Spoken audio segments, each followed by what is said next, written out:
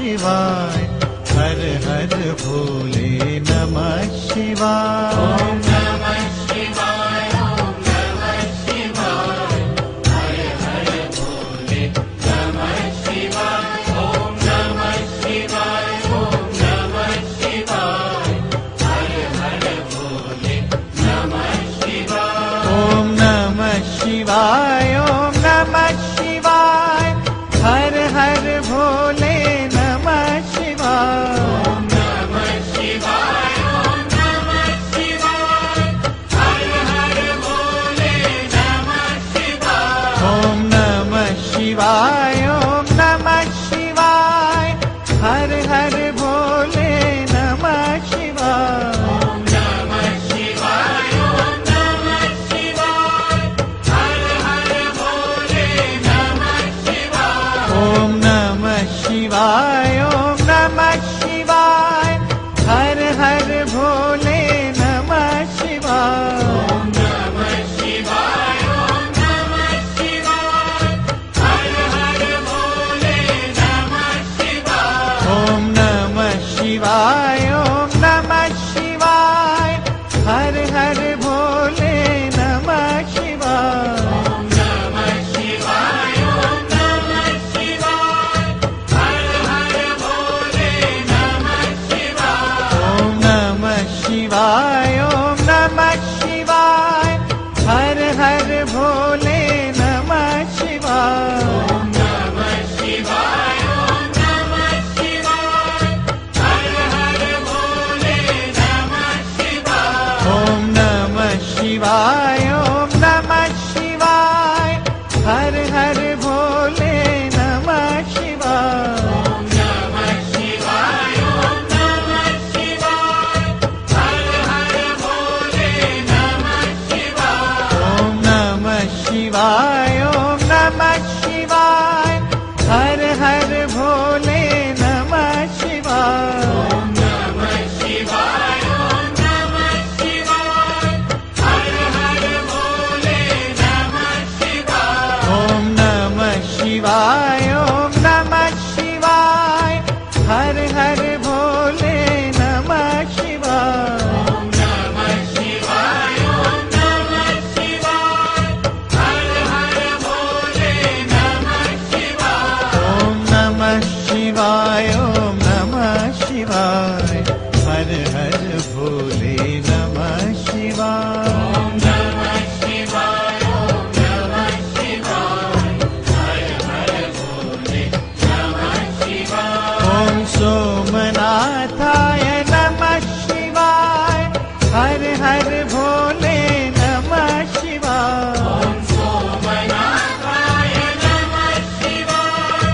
हर हर भोले नमः शिवाय। ओम सोमनाथाय नमः शिवाय। हर हर भोले नमः शिवाय। ओम सोमनाथाय नमः शिवाय। हर हर भोले नमः शिवाय। ओम वैद्यनाथाय नमः शिवाय। हर हर भोले नमः शिवाय। ओम वैद्यनाथाय नमः शिवाय। हर हर भोले नमः शिवाय। ओम वैद्यनाथाय नमः शिवाय। हर हर भोले नमः शिवाय। ओम वैद्यनाथाय नमः शिवाय। हर हर भोले नमः शिवाय। ओम सोमनाथाय नमः शिवाय। हर हर भोले नमः शिवाय। ओम सोमनाथाय नमः शिवाय। गणपतये नमः। శ్రీ భ్రమరాంబా సమేత మల్లికార్జున స్వామి వారి యొక్క దేవాలయంగా పిలువబడేటటువంటి ఈ 5వ గ్రామము గంగపేట మండలం వరంగల్ జిల్లాలో ఉన్నటువంటి ప్రసిద్ధ విశ్వక్షేత్రంలో ఇది పేరున్నత గణటువంటి మహాక్షేత్రము.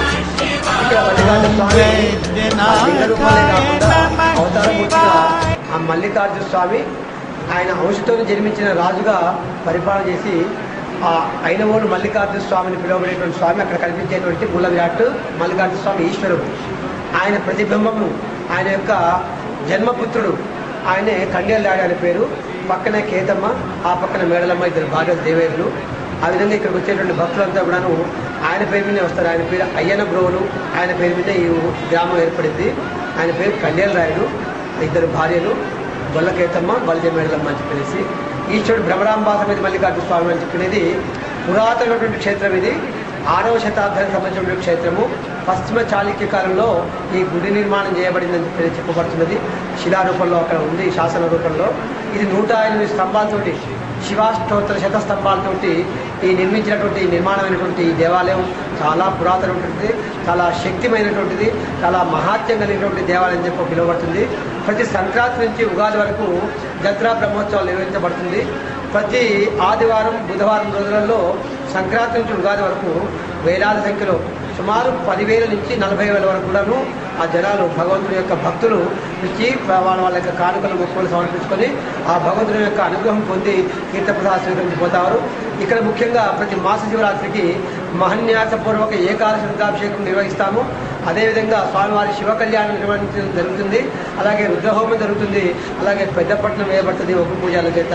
ఇక్కడికి వచ్చేటువంటి ప్రతి భక్తుడు ప్రతి సంవత్సరం వాళ్ళ వంశపారంపర్యంగా 3 సంవత్సరాలకు ఒకసారి, 2 సంవత్సరాలకు ఒకసారి చెప్పని స్వామివారు ఈ 6వ శతాబ్దం అంటే 15వ శతాబ్దానికి సంబంధించినటువంటి ఈ దేవాలయం, 6వ శతాబ్దానికి సంబంధించినటువంటి ఈ దేవాలయం నుంచి ఈ 1500 సంవత్సరాల నుంచి వారు కుటుంబీకులే ముఖ్యంగా ఈ జన్మనిచ్చినటువంటి కుటుంబీలకే వంశపారంపర్యంగా వచ్చేటువంటి నిరంతరంగా ఈ లక్షలాది మంది భక్తులకు ఆ స్వామివారు అనుగ్రహిస్తున్నాడు. ఆ విధంగా వస్తున్నారు. స్వామివారి వారి యొక్క కోరిక తీరుస్తున్నాడు. ఆ భగవంతుడు మల్లికార్జున స్వామి దయ వల్ల చక్కగా పరిపాలన జరుగుతున్నది. ఈ దేశం సుభిక్షంగా ఉందని చెప్పని, రాష్ట్రం అంతా బాగుందని చెప్పని, గ్రామం అంతా బాగుందని చెప్పని ఎల్లవేళ సర్వేజన సుఖినోభవంతు, లోకా సమస్త సుఖినోభవంతు అని చెప్పని ప్రతినిత్యం ఉదయం, మధ్యాహ్నం, సాయంకాలం వేళలో ఈ అర్చక స్వాములు ఇక్కడ 9 మంది అర్చకులు ఉన్నారు. అలాగే ప్రతిరోజు కూడాను ప్రాతకాల పూజ అంటూ 4 గంటలకి ప్రాతకాల పూజ చేస్తాము. ఆ తర్వాత 11:30కి మళ్ళీ దేవాలయ విధిగా స్వామివారి యొక్క అభిషేకం చేస్తాం. భక్తులు వచ్చి అభిషేకాలు చేసిన తర్వాత మేము చేస్తాము దేవస్థానం తరఫున. ఆ స్వామివారికి నైవేద్యం 11:45 నిమిషాలు నైవేద్యం పెడతాము. 12 గంటలకు మన దేవుడి తలుపులు మూయబడతాయి. ఆ తర్వాత తిరిగి ద్వారబంధం జరుగుతుంది. తిరిగి 3 గంటలకి స్వామివారి గుడి తెరిచి ఆ అర్చన చేసేసి సాయంకాలం 7 గంటలకి స్వామివారి గుడి తలుపులు మూయబడుతుంది. ఆ జత్రా ఉత్సవాలప్పుడు మాత్రము ప్రతి బుధవారము 4 గంటల నుంచి రాత్రి 10 గంటల వరకు నిరంతరంగా కొనసాగుతుంటుంది. భక్తుల యొక్క సౌకర్యార్థము, స్వామివారి యొక్క మరి అనుగ్రహం కొరకు ఆ బారులు తీరి ఉన్నటువంటి భక్తులకు స్వామివారి పరిపూర్ణమైనటువంటి అనుగ్రహిస్తారు. కాబట్టి దేవులో మల్లికార్జున స్వామికి జయంతు ముగిస్తూ అర్చక స్వామి దేవగిరి భీమయ్య గారు ఆయన ఈ దేవాలయం శ్రీకారణ్యంలో అడవిలో ఉన్నటువంటి దేవాలయం. అర్చక స్వాములు గ్రామం చాలా దూరం, 2 మైళ్ళ దూరంలో ఉంటుంది. అర్చక స్వామి వచ్చేసి పూజ చేసి నైవేద్యం పెట్టేసి తలుపులు మూసి వెళ్ళిపోయేవాళ్ళు. భక్తులు ఎవరైనా 10 మంది 5 మంది వస్తే తలుపులు తీసేసి స్వామివారి దర్శనం చేయించేవారు. అలా కాకుండా ఇప్పుడు వేలాది మంది, లక్షలాది మంది వస్తున్నారు కాబట్టి 365 రోజులు ఈ స్వామివారికి పూజాధికారులు, మరి పుట్టి వెంట్రుకలు, కోడెలు, సేవలు, తర్వాత కళ్యాణోత్సవాలు, ప్రతి కార్యక్రమం దేవుడికి ఆపద మొక్కులు ఏ విధంగా ముక్తారో అన్ని తీర్చుకోవడం కొరకు 365 రోజులు ఈ గుడి తలుపులు తెరిచే ఉంటుంది. నిరంతరం ఉదయం 6 నుంచి 12 గంటల వరకు, మధ్యాహ్నం 3 నుంచి 7 గంటల వరకు నిరంతరం కొనసాగుతూ ఉంటుంది దర్శనాలు. కాబట్టి భక్తులకు మరీ ఒక్కసారి విన్నపం చేస్తున్నాం. భక్తుల సౌకర్యార్థము ఈ దేవాలయానికి సుమారు ఒక 10 గెస్ట్ హౌజులు, మెయిన్ గెస్ట్ హౌజు, అందులో 15 రూములు, అలాగే ఇంకో గెస్ట్ హౌస్లో 12 రూములు, ఇంకొక చౌట్రీలో దాదాపు 18 రూములు, ఈ విధంగా సుమారు 60 రూముల వరకు ఈ దేవాలయంలో ఆ భక్తుల సౌకర్యార్థం, భక్తులచే నిర్మించబడినటువంటి సౌకర్యార్థం ఉన్నటువంటి గదులు ఉన్నవి. ఎప్పుడైనా ఏ రోజైనా రావచ్చు. ఇక్కడ నిరంతరం భక్తులు తిరగాడుతూ ఉంటారు. సిబ్బంది కూడా 12 మంది 13 మంది సిబ్బంది ఉన్నారు. నిరంతరం భక్తుల యొక్క సేవలో నిరంతరం వారు శ్రమిస్తూ భక్తుల సౌకర్యార్థం ఈ కార్యక్రమాలు చేస్తున్నారు. కాబట్టి